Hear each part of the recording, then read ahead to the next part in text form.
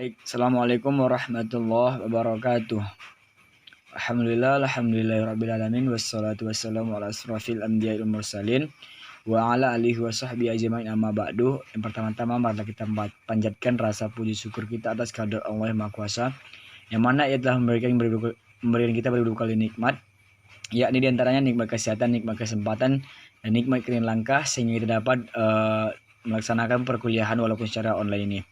Salat dan salam tak lupa pula kita turunkan kepada rujukan alam, yakni Nabi besar Muhammad sallallahu alaihi wasallam, dengan melapaskan Allahumma shalli ala sayyidina Muhammad wa ala sayyidina Muhammad. Yang terhormat dosen pembimbing pembelajaran fikih munakahat, yang terhormat juga rekan-rekan sekalian. Di sini saya sebelumnya perkenalkan, nama saya Muhammad Andreas Sibuan. Di sini kami akan membacakan makalah kami ataupun memaparkan makalah kami yang berjudul talak ataupun putusnya perkawinan. Di sini saya sedikit membahas masalah perkawinan tentang membahas masalah talak, yaitu yang pertama ialah pengertian talak. Secara bahasa, talak berarti pemusatan ikatan, sedangkan menurut istilah talak berarti pemusatan tali perkawinan. Talak adalah suatu perbuatan suami yang melepas ikatan perkawinan dengan istri menggunakan kata-kata tertentu. Pada dasarnya, perceraian itu adalah hal yang dibolehkan, tetapi hal tersebut adalah hal yang dibenci oleh Allah Subhanahu wa taala. Maka dari itu, sebisa mungkin manusia harus menghindari namanya perceraian tersebut. Sedangkan menurut cara melepas tali nikah dengan lafal talak atau sesamanya, menurut Imam Nawawi dalam bukunya Tahdzib, talak adalah tindakan orang terkuasai terhadap suami yang terjadi tanpa sebab kemudian memutus nikah. Definisi pertama lebih baik karena secara lahir adalah relevansi antara makna secara etimologi dalam syar'i, sedangkan definisi kedua relevansinya jauh. Dan yang kedua, B, dasar hukum atau dasar hukum talak. Di dalam dasar hukum talak, kami mengambil dasar hukum dalam Islam, yaitu talak dibolehkan atau mubah jika untuk menghindari bahaya yang mengancam salah satu pihak, baik itu suami maupun istri. Allah Subhanahu wa taala berfirman dalam Quran surah Al-Baqarah ayat 229, yang artinya talak yang dapat dirujuk adalah 2 kali. Setelah itu boleh rujuk kembali dengan cara yang ma'ruf ataupun dengan yang baik. Assalamualaikum warahmatullahi wabarakatuh. Perkenalkan, nama saya Fitri Adawiyah Siregar, NIM 2020-100-237, yang akan melanjutkan pemateri yang kedua, yaitu macam-macam talak. Jika dilihat dari sisi karakteristiknya, talak ini dapat dibagi dalam berbagai hal, yaitu yang pertama talak tanjid dan taklik talak. Talak ini disebabkan pernyataan suami kepada istrinya bahwa mereka bercerai baik secara lisan maupun tulisan secara sengaja. Talak ini dapat terjadi seketika, talak tanjid, dan terkadang pula digantungkan pada suatu hal, yaitu taklik talak. Talak tanjid banyak terjadi dilakukan seorang suami karena melihat perilaku istri yang tidak sesuai lagi dengan ajaran Islam, seperti durhaka kepada Allah Subhanahu wa taala, durhaka kepada suaminya. Begitulah idealnya talak diucapkan suami kepada istrinya. Terkadang pula talak dijatuhkan suami ketika ia sedang mabuk, terpaksa main-main, lalai atau lupa, sindiran, dan sebagainya, yang jika dilakukan dalam keadaan sadar dan sengaja, maka talak dianggap sah ketika itu pula. Sementara itu, ada pula yang disebut dengan taklik talak, yaitu suami mengucapkan kata-kata talak yang digantungkan pada suatu hal atau bersyarat. Misalnya, suami berkata kepada istrinya, "Jika engkau pergi ke tempat hiburan itu lagi, maka jatuhlah talakku." Dan jika istrinya tetap pergi ke tempat hiburan itu, maka istrinya otomatis telah jatuh cerainya. Yang kedua yaitu talak sunni dan talak bid'i. Talak sunni adalah talak yang berproses sesuai dengan ketentuan agama. Misalnya, suami mentalak istrinya yang telah pernah dicampurinya dengan sekali talak. Jika masa bersihnya dan belum ia sentuh, kembali selama bersih itu.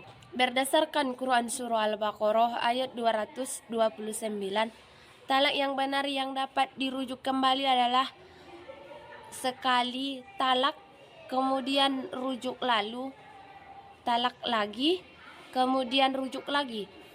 Apabila suami yang telah menceraikan istrinya sesudah rujuk yang kedua, maka ia boleh memilih antara meneruskan hubungan perkawinan dengan istrinya dengan baik-baik atau melepaskan ikatan perkawinan dengan baik-baik pula.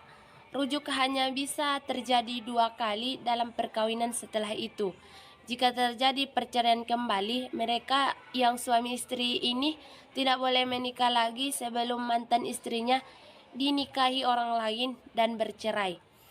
Talak bid'i adalah talak yang menyalahi ketentuan agama. Misalnya, mentalak istrinya 3 kali dengan sekali ucapan atau mentalak 3 kali secara terpisah-terpisah dalam satu tempat. Termasuk talak bid'i, ketika seorang suami mentalak istrinya pada masa haid atau nifas, di masa suci sesudah ia setubuhi. Para ulama sepakat talak bid'i hukumnya haram dan pelakunya berdosa. Yang ketiga yaitu talak taj'i dan talak ba'in. Talak ini terjadi jika ditinjau dari sisi jumlahnya. Talak raj'i adalah talak yang dijatuhkan suami kepada istrinya yang memungkinkan mereka berdua untuk kembali rujuk sebagai status suami istri. Talak sekali ataupun talak 2 kali yang dijatuhkan suami tidak menghilangkan akad perkawinan, tidak menghilangkan hak kepemilikan, dan tidak mempengaruhi hubungannya secara halal kecuali bersetubuh. Sekalipun talak ini terjadi mengakibatkan perpisahan, tetapi tidak menimbulkan akibat-akibat hukum selanjutnya selama masih dalam masa iddah istrinya. Jika iddah tersebut telah habis, maka rujuk tidak boleh lagi dilakukan. Apabila salah seorang mati dalam masa iddah ini, maka mahar yang akan dibayar belakangan tidak halal diterima oleh bekas istrinya. Namun halal bekas istri menerima sisa mahar yang belum dibayarkan jika masa iddahnya telah habis. Suami dapat merujuk istrinya dengan perkataan bahwa dia akan bersatu kembali bersama istrinya sebagaimana biasanya yang terjadi sebelum talak. Rujuk ini tidak memerlukan rukun-rukun nikah. Kemauan istri untuk berkumpul kembali bersama suaminya sudah merupakan rujuk selama masih dalam durasi iddah istrinya. Kemauan istri untuk kembali bersama suaminya setelah melewati masa iddah, maka kedua suami istri tersebut harus diikat dengan pernikahan yang baru lagi, sebagaimana yang terjadi dalam pemenuhan rukun-rukun dan syarat-syarat pernikahan dalam Islam. Kondisi ini hanya berlaku ketika masih dalam talak pertama dan talak kedua. Ketika talak ketiga terjadi, maka rujuk tidak ada lagi. Sementara itu, talak bat'in adalah talak yang dijatuhkan pada yang ketiga kalinya. Inilah yang disepakati oleh ulama yang disebut dengan talak bat'in kubro. Pada talak bat'in ini, suami tidak merujuk dan menikahi istrinya sebelum istrinya kawin dengan orang lain dan bercerai. Mungkin cukup sekian pemateri dari saya dan akan dilanjutkan oleh teman saya. Bismillahirrahmanirrahim. Assalamualaikum warahmatullahi wabarakatuh. Langsung saja, perkenalkan nama saya Nasroh, NIM 2020-100-240. Baiklah, di sini saya akan menjelaskan dampak perceraian terhadap suami atau istri, anak, dan juga harta kekayaan. Baiklah, langsung saja. Perceraian membawa pengaruh yang besar kepada suami, istri, anak-anak, harta kekayaan, maupun masyarakat di mana mereka hidup. Dampak perceraian dilakukan oleh pasangan suami istri baik yang sudah mempunyai anak maupun yang belum sebagai berikut. Yang pertama, dampak terhadap suami atau istri. Akibat perceraian adalah suami istri hidup sendiri-sendiri. Suami istri dapat bebas menikah lagi dengan orang lain. Perceraian membawa konsekuensi yuridis yang berhubungan dengan status suami istri dan anak serta terhadap harta kekayaannya. Misal, bagi bekas suami mendapat gelar sebagai duda dan bagi bekas istri mendapat gelar sebagai janda. Untuk bekas istri dapat menikah lagi setelah masa iddah berakhir, baik dengan bekas suami atau dengan bekas istri. Persetubuhan antara bekas suami dengan bekas istri itu dilarang, sebab mereka sudah tidak terikat lagi dalam pernikahan yang sah. Adapun dengan adanya perceraian akan menghilangkan harapan untuk mempunyai keturunan yang dapat dipertanggungjawabkan perkembangan masa depannya. Dan yang kedua, dampak terhadap anak.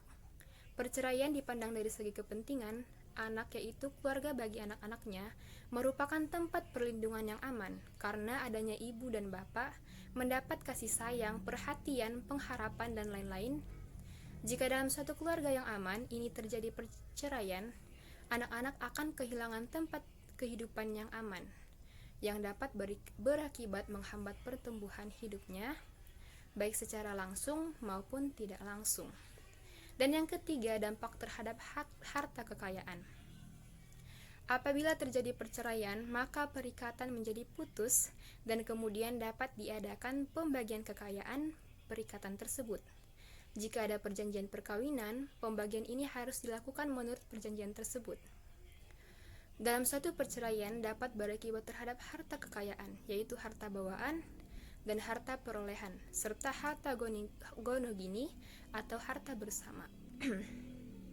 Untuk harta bawaan dan harta perolehan tidak menimbulkan masalah, karena harta tersebut tetap dikuasai dan adalah hak masing-masing pihak. Apabila terjadi penyatuan harta karena perjanjian, dalam suatu perceraian dapat berakibat terhadap harta kekayaan, yaitu harta bawaan dan harta perolehan, serta harta gonogini atau harta bersama. Untuk harta bawaan dan harta perolehan tidak menimbulkan masalah, karena harta tersebut tetap dikuasai dan adalah hak masing-masing pihak. Apabila terjadi penyatuan harta karena perjanjian, penyelesaiannya juga disesuaikan dengan ketentuan perjanjian dan kepatutan. Harta bersama atau gonogini adalah harta yang dihasilkan dari suatu perkawinan, baik oleh pihak suami saja atau kedua-duanya. Dan yang terakhir, orang yang berhak menjatuhkan talak adalah pihak laki-laki atau seorang laki-laki, karena rupanya laki-lakilah yang sebenarnya lebih menginginkan langgengnya rumah tangga jika dibandingkan dengan wanita pada saat terjadi krisis kekeluargaan. Oleh sebab itu, akibat perceraian tersebut adalah laki-laki wajib menanggung kewajiban yang cukuplah berat. Sesudah perceraian betul-betul terjadi, laki-laki berkewajiban membayar mahar bila masih ada tanggungan. Maka wajib bagi laki-laki memberi mut'ah perceraian. Adapun arti mut'ah adalah suatu pemberian yang diberikan kepada perempuan yang telah diceraikan menurut kesanggupan suami. Dan suami wajib pula memberi nafkah bagi istri yang diceraikan selama masa iddah. Adapun menurut Muhammad Jawa Mugniyah, untuk menentukan status sah talak adalah: pertama, orang yang berhak dan berkompeten untuk menjatuhkan talak yaitu suami atau wakil berdasar hukum kuasa dan wali. Kedua, dilakukan dengan sengaja, baik menggunakan lafal sari atau jelas dan atau lafal kinayah. Ketiga, istri yang ditalak istri yang status pernikahannya sah. Baiklah, sekian dari saya, kurang lebihnya mohon maaf. Wassalamualaikum warahmatullahi wabarakatuh.